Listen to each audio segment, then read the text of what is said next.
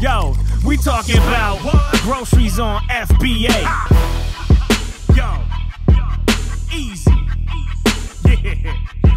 J to the O, the Mayos. Groceries on FBA. What you know about that?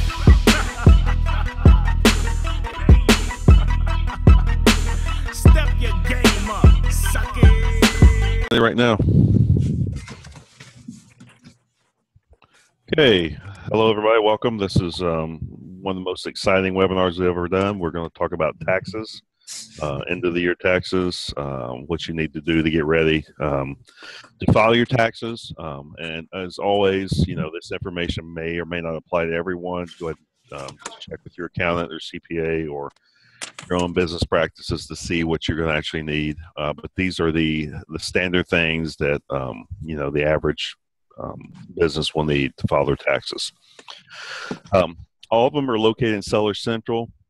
I will give you the caveat that if you use ScanPower or Inventory Lab, a lot of this stuff won't apply to you because that's one of the purposes of those packages is to capture some of this information.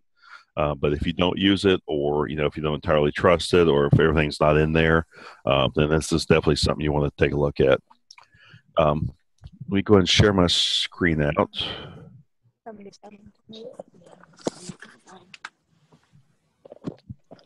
Okay, give it a second for that to paint.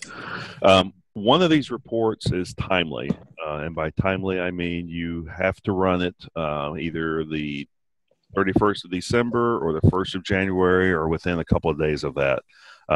The IRS, there's no official ruling on it, but they've typically, from every CPA and tax preparer I've talked to, they accept a range of a couple of days because they understand that not everybody's going to, you know, close their store or stop their website at midnight on 12/31 to do inventory. So, you know, as long as you do it a day or two surrounding the first of the year, you should be fine.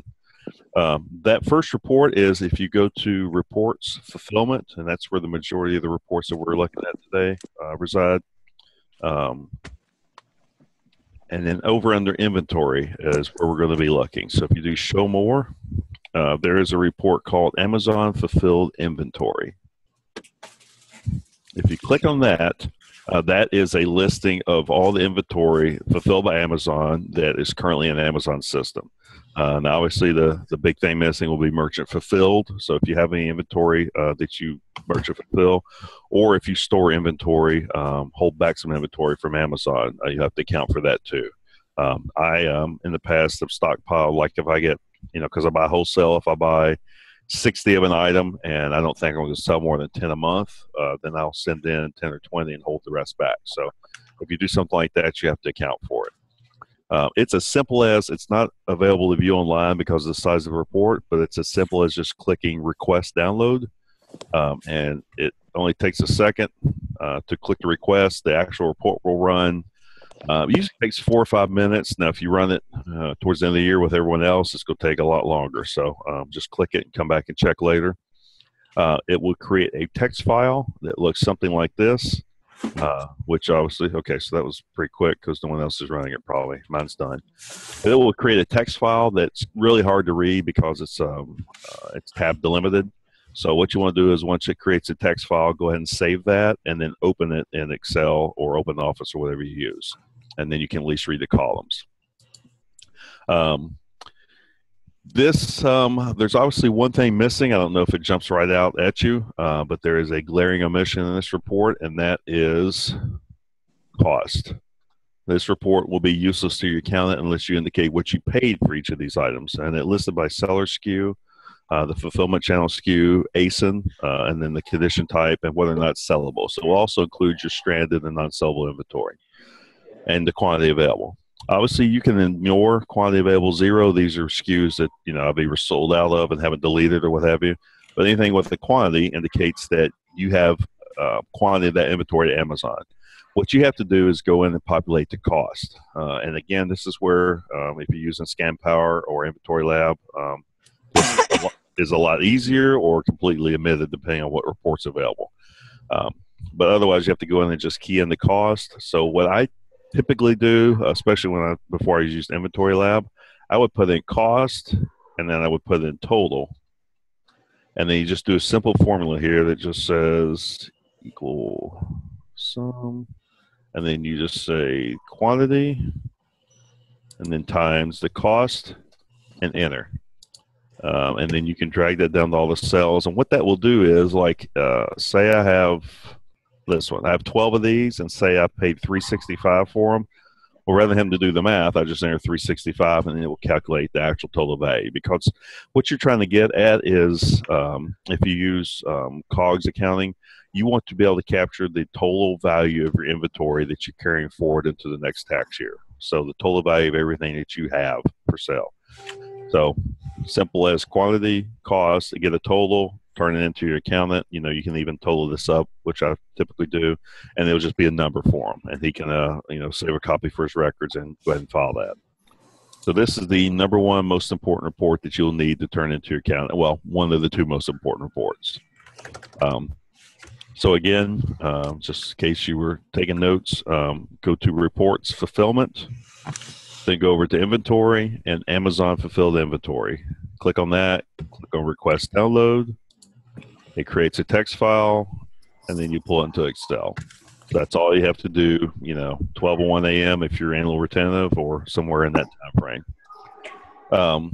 One of the other, I'll cover the other most important report at the end, just stay in the same menu. But some of the other reports that you may find helpful to run at the end of the year and to retain, there's one called Received Inventory. Now this will show inventory that's been received, basically defaults the last day yesterday. So Amazon received one item yesterday from me, and here's the quantities, the shipment ID, and which fulfillment center. You can also do last 365 days or exact dates. So if you put in exact dates and do, January 1st through December 31st, this will produce a report, and I would recommend doing it as a download. But this will produce a report of all inventory received over the entire year. So I usually do one of those just to retain, because if I ever have a question about, did I send any of those in, or how many did I send in, or if I'm trying to reconcile counts, this is great to refer to. And again, you could do it if you want to do it for each month, you can, or do it for the entire year. I just do it in the entire year because then, you can go back and reference it.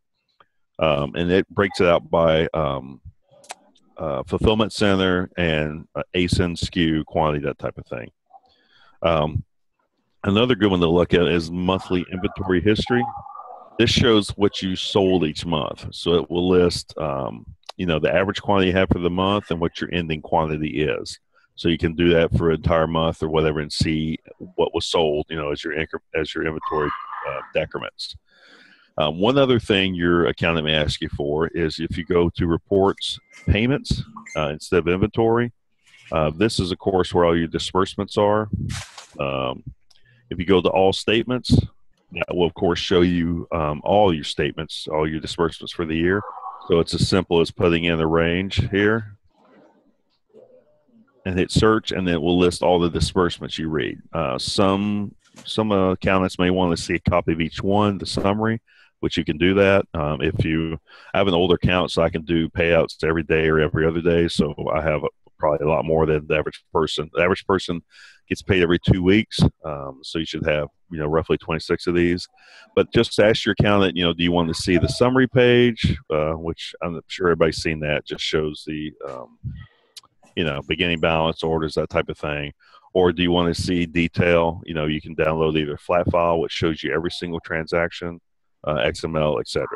So just check with your accountant and see what they specifically want for that. Get all these cords going. Right. The other report that you may or may not have seen, depending on if this is your first year, how much you've sold, is if you sell more than $10,000 in 1 year, Amazon will, or I'm sorry, $20,000 in a year, Amazon will produce a 1099-K. So that will show up. They will typically send you an email. I've always got one anyway, but otherwise they're typically available, I want to say in mid-January. But you'll get an email with a link, but it's also under Tax Document Library, which is also where your sales tax withholding is if you ever want to run those reports. But you'll also see your 1099. And it says here it's available. They're required to have it available by January 31st. But you'll have a PDF password, which is very important, and it will copy it for you once you do the download. But reports, tax document library, here's your 1099K. So I always copy this first, just so I don't have an extra step. But just highlight it, copy it, and then download the PDF.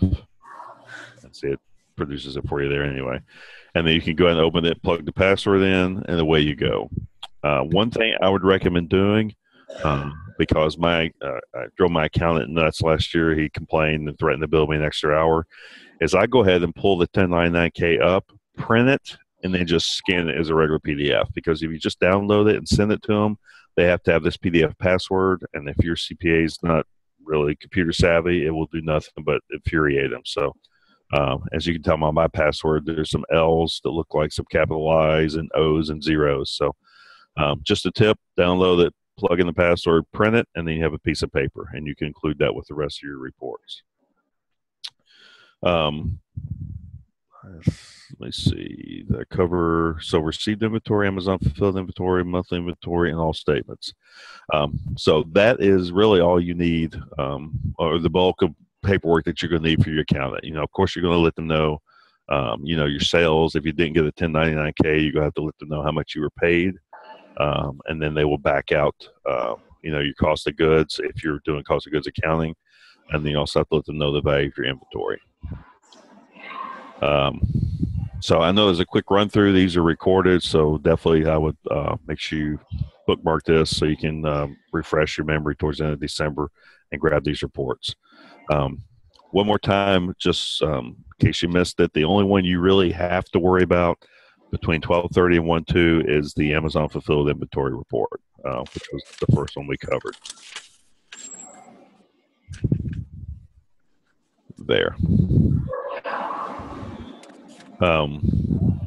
Another couple of things, you'll see various posts and web pages out there about end of the year tax preparation. One thing I found that's extremely handy to also remember to do, I have like a checklist on the Trello card for end of year, but also record your ending mileage for any of the vehicles used for business. Because, when you do your tax return, that's one of the things they'll ask is beginning and ending mileage for the year, and then you'll indicate your mileage, which hopefully you're all using Mile IQ or some application to track that. But that's no good thing to note at the time.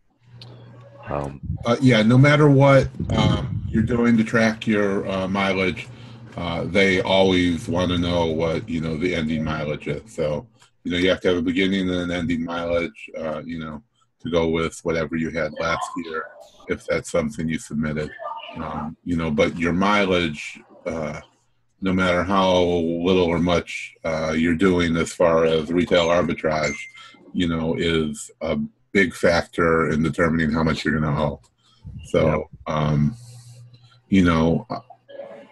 almost everybody here is not going to owe anything. If you have a good accountant, I think, well, not last year, of course, but I think we did a couple years ago, about, I'm trying to remember now. I think we did like 140,000 in sales our second year, and we got a $2,200 refund without paying any taxes.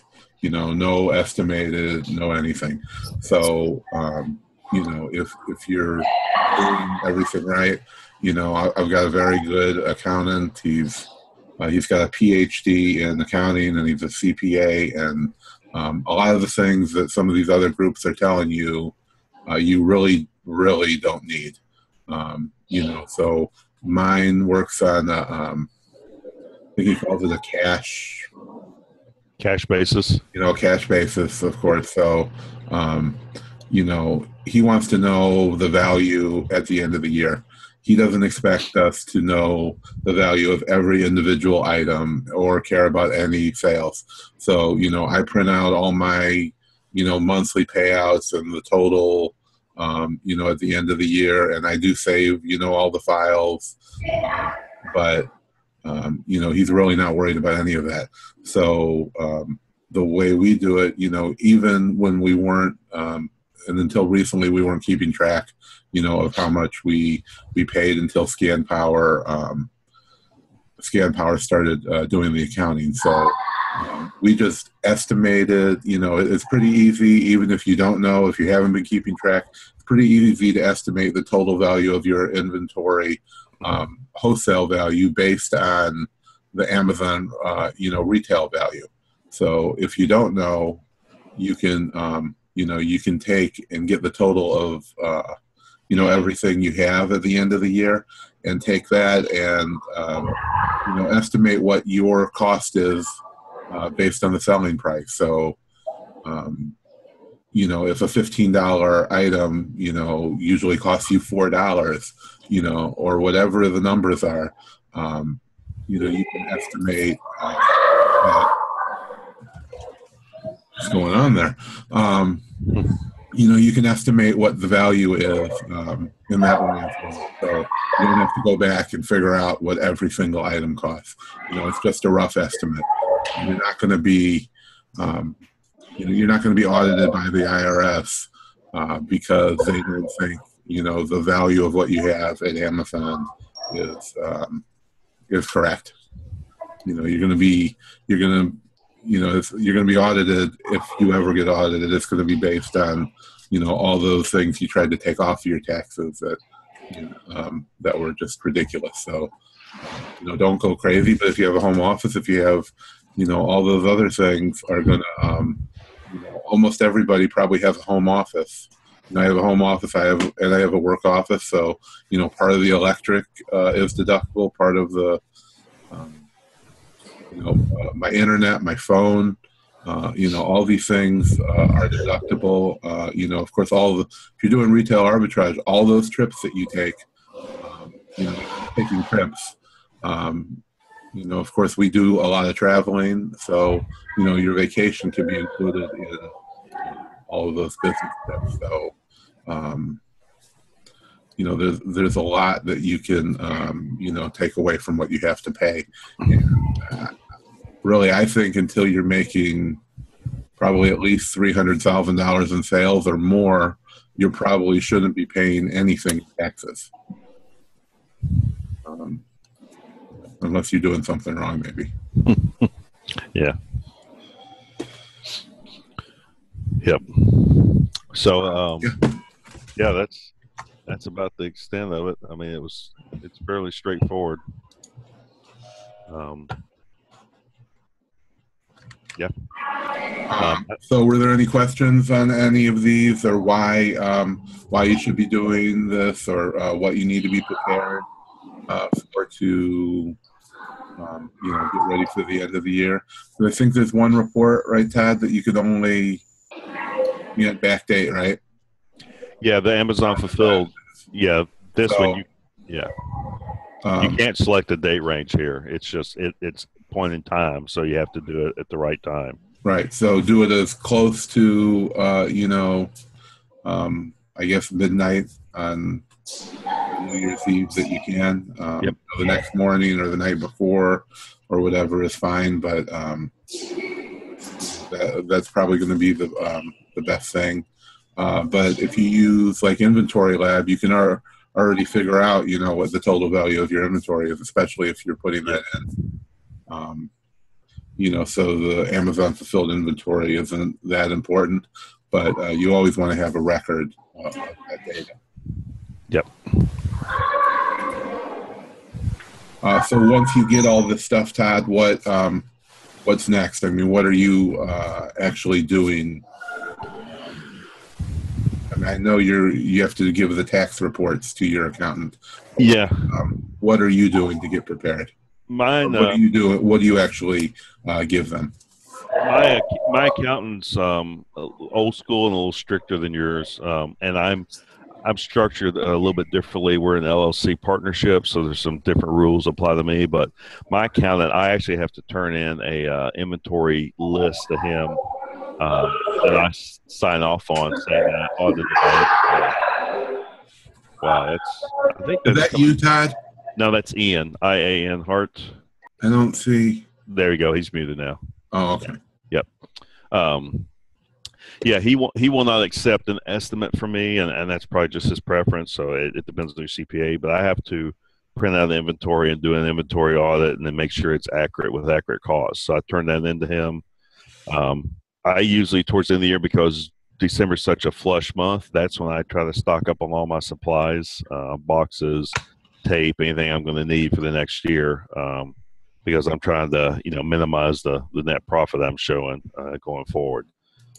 So I look at supplies. I try to get a jump on inventory, because anything I can dump in the inventory, it'll be on order, so it won't show up as inventory value, but it'll be I can go ahead and take it as an expense, depending on how you're structured for accounting. Do my 1099K. I get my mileage in order. I have all my receipts by file folder, because I still do physical copies, so I just make sure I have those accounted for. I usually contact him around probably February or March, just to get on his calendar, and then I'll just drop the paperwork off, and he sends it to me electronically. So it's not that hard. Make sure you keep track of, like Sean was saying, not only your mileage, but everything you buy for business things. So whether it's toner, labels, file folders, pens, and every single thing you buy to use in the business, keep a receipt for that, because you can use all that for deduction.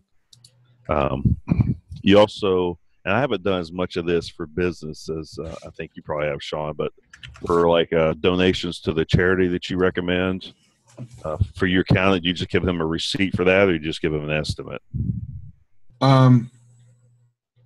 Yeah. I know you send all your.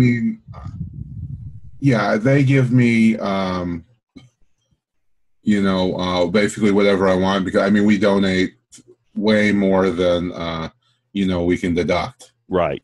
Yeah. So, but anywhere you donate stuff to, you should be getting a receipt for the value of it. Yep. And you have to talk to your accountant. This is kind of one of the two sticky situations that I'm always arguing with people about is, the value, what the actual value of these items are. Are they what you paid for them, or what other kind of inherent value that they could have?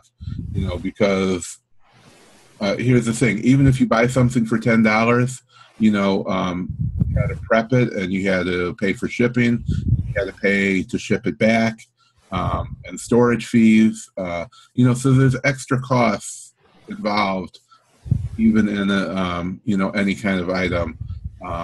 So should you pay $10 for something and it actually cost you $13 by the time you're done with it, and then you donate it to somewhere, the value should be what it actually cost you, not what you paid to a store. Yep. Or a wholesaler. So you need to figure all that out, but definitely don't just throw your items away. You do have to pay that extra 35 cents to ship it. And of course, we'd like you to ship to the organization that, we've supported, but, give it to somebody.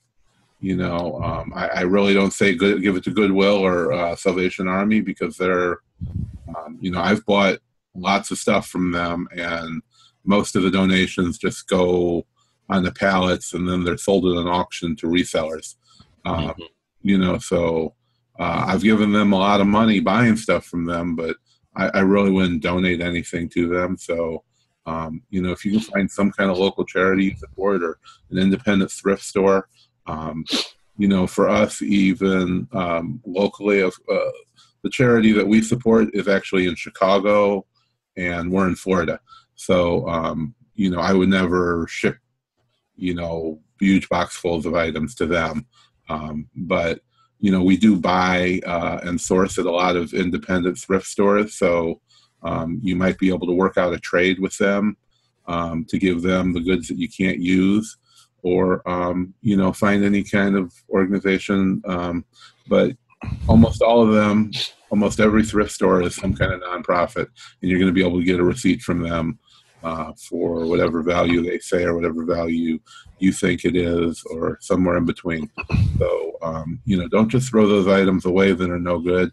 somebody will be able to make a lot better use out of them. So invest that 50 cents now to, to help your business later as far as taxes and help whatever these organizations are supporting. Yeah, one tool I use both for my personal taxes as well as business taxes is there's a website called It's Deductible. And it's actually by Intuit, who does the TurboTax. What that does, it uses the IRS allowances or values for the items that you're donating. So it's not in here. I'll show you what I mean. It's tedious, but it's my CPA told me it's a solid way to account for values without having any issues with them. Let me go ahead and sign it here. I'll show you what it looks like. So what you do is, that's not good, but let me see if I can get through this here real quick to show you.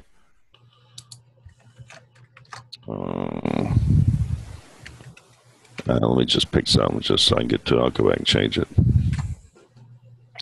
Okay, so you go to 2015 donations, for instance, and if you're donating items for charity, you click Add, and what this does is records each time you donate to charity, basically.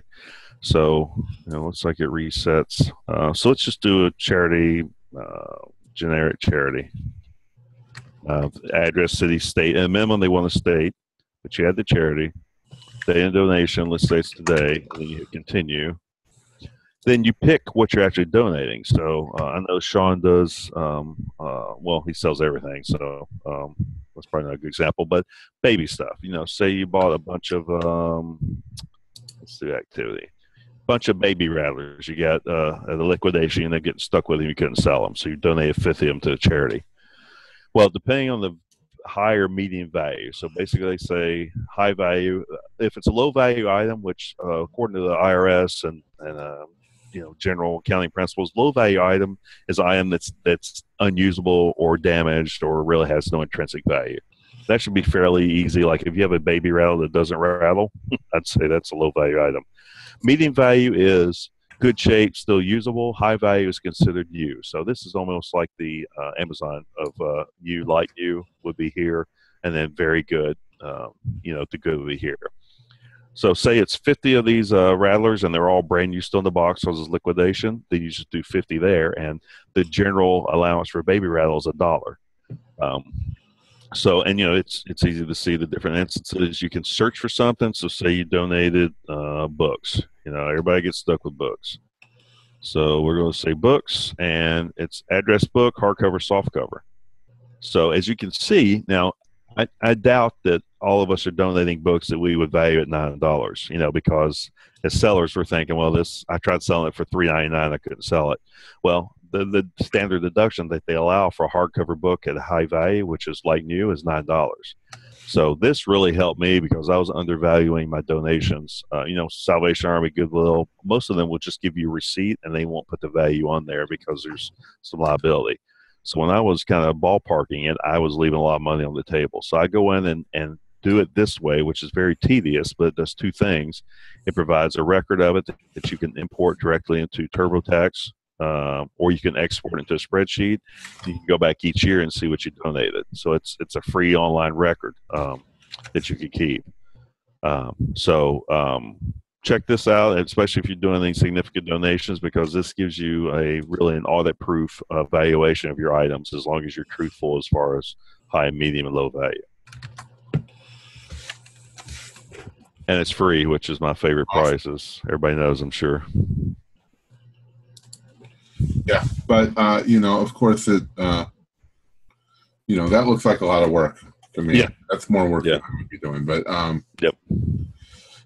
It really depends on how much stuff you're donating and what you're donating at a time, because it would be easy, to go from looking at the listings on Amazon that you just removed to to put it in here. But if you're doing a lot, of course, it might not be worth it. Yeah, I use this mainly for my personal, where I'm not selling things, and it's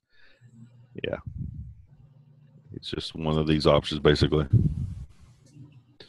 So that's the charitable deduction. Like I said, spend whatever you can on supplies, on new inventory, because I know this has been mentioned in the groups a few times, but the sales bonanza does not end Christmas. I know me personally, typically January is my largest month of the year.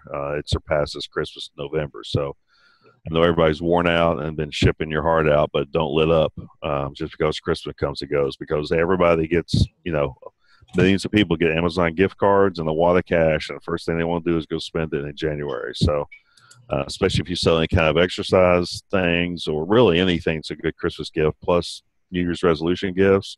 You could have a very good month in January as well. Yep, that's just another tip. Definitely. So, I guess if nobody has any questions, I guess we can wrap it up. One other real quick comment. Somebody's asked me in one of the chats is we do have new codes for Be Cool. So I believe those are posted in the group. I can go ahead and I'll get to my email and I'll post them into the chat for this as well. Real quick. And those are the extended trial and the 20% off that we were previously negotiating with them. So if you're, thinking about turning on Be Cool or getting a repricer for the holidays, and make sure you look those up because they will save you money. I will post them in 5 seconds here. 4, 3, 2, 1. There we go. Okay, so Mark wanted to know what are some good practices to start for the tax year for 2016. And I would say the number one thing is using your mileage log. Definitely log your mileage. It's definitely something that we lacked on and, ended up having to catch up on, and looking at receipts and all kinds of other complicated things to figure it out. So, we use MileIQ now. Definitely whenever you're in line somewhere or have nothing better to do, you can go through there, or, go through the spreadsheet version or on the computer and tell it, where those locations were or what you were doing. It's just like the dating app, just swipe left or right, and it'll tell you, you can tell it, if it was business or for personal, and it logs it all in a spreadsheet for you and emails you totals, I think, every week, and then there's a monthly one as well. And I think it's $5 or $5.99 a month, so definitely worth it.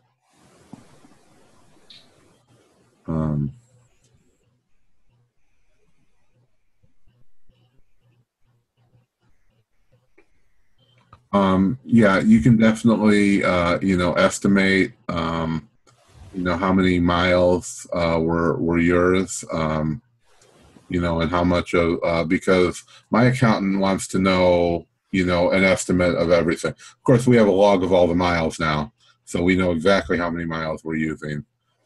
But as far as everything else, they want to know what percentage of your phone bill was for, for the business. How much of the internet bill, do you think is for your business? How much, the electricity is, every one of these things they want to know what a percentage is, and then that's what they use as part of the deduction.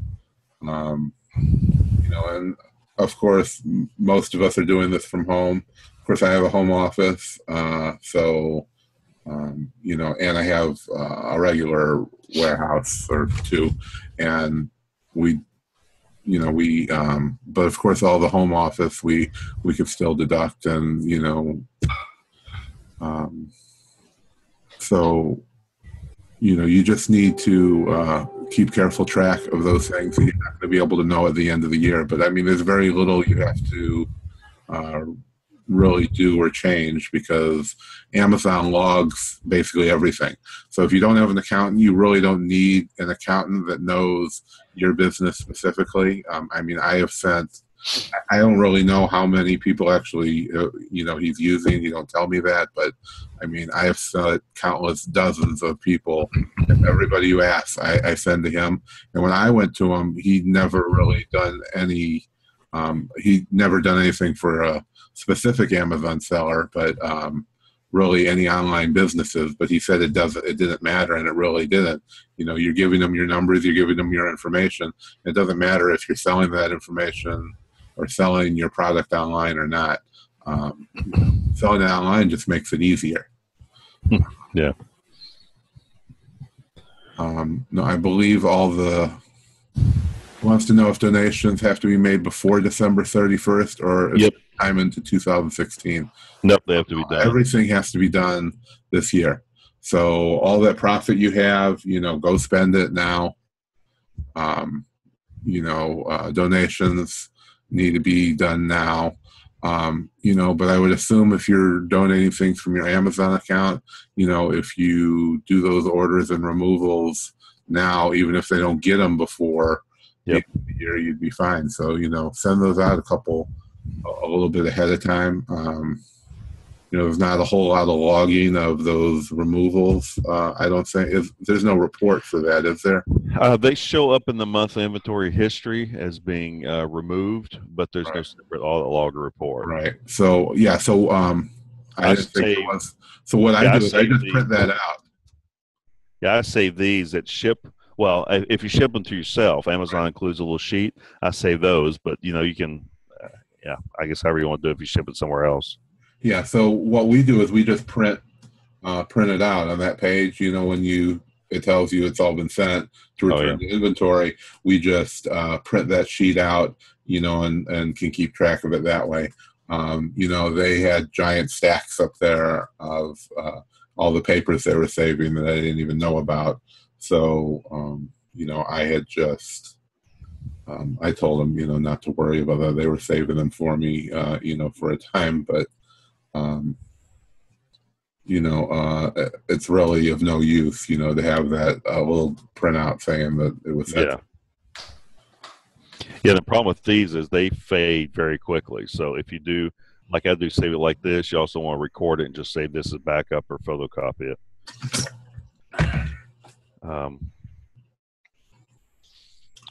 So Mark, go ahead and set up MileIQ. It works from your phone. It knows when you're traveling, so you don't have to be in a specific vehicle or any of that. And we did do a webinar on it, so if you go back and look at the videos in the pin post, you'll see the one on MileIQ. It's pretty short. We covered two things in that video. And it walks you through setting it up. So, and there's a few different options. I've been using it, well over a year now, and it remembers everywhere that you go, basically. So you can swipe one way for business, another way for personal. And let's say I go to a Walmart, it won't know that that's Walmart. But when you edit it and say it's whatever town's Walmart, from then on, it's going to know that. So every location that you go to, once you save it, it will know that. So it'll be popping up, you set your home location, a work, if you have a work or whatever, and it's going to say home to work, home to Walmart, Walmart, to work. And you can say, different towns or different Walmarts or whatever. And as you enter that information, it's going to be saved. It'll save it forever. So then it will know the next time. It'll actually be telling you the locations you went to, not just an address or, near a street. It's great. And I'm sure there are some other tools like that, but, this one definitely works perfectly for what we all do. Yeah.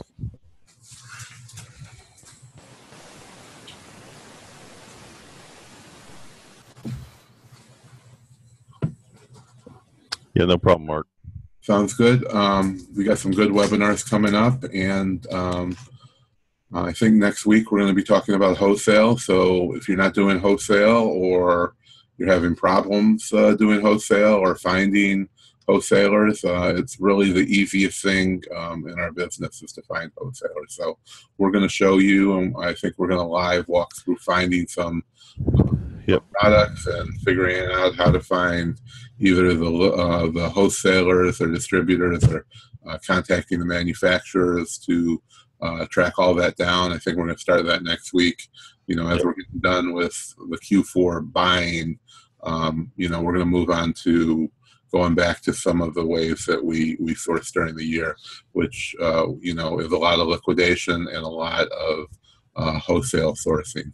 And we do post, wholesale sources and places that aren't even, on the map of selling on Amazon, that you could be bringing brand new products that are already good sellers in other marketplaces. So, watch the groups for that. And, we'll see Todd next week on that. And on Monday, we'll talk about whatever else we need to talk about. And I do have a shoe expert coming in. So if you have any questions on sourcing shoes, we post a lot of shoes in the group and clothing.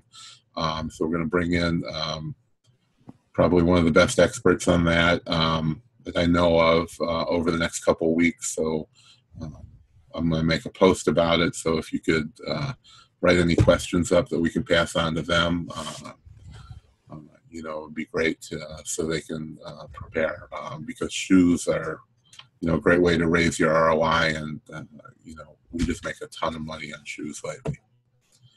Okay, we'll see you next week. Thanks.